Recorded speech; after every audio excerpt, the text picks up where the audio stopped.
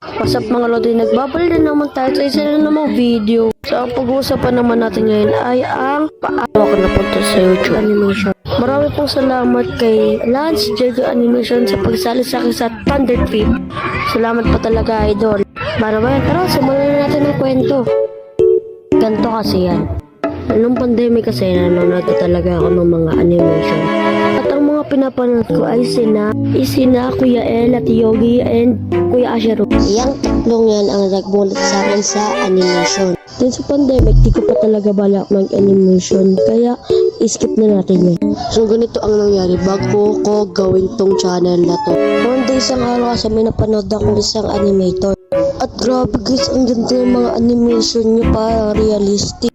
So sa Idol 1 animation yung napanood ko at ito yung napanood ko sa kanya nun. Grabe guys, sobrang ganda talaga ng animation ni Idol 1. Hindi naman maganda yun Back to the story.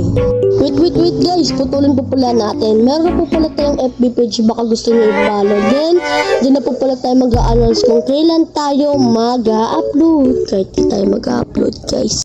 Yung pagkapanood ko nun, pagkatapos na parang may spark na nangyari sa katawan ko. Then sinabi ko sa sarili ko, try ko kaya mag-animation.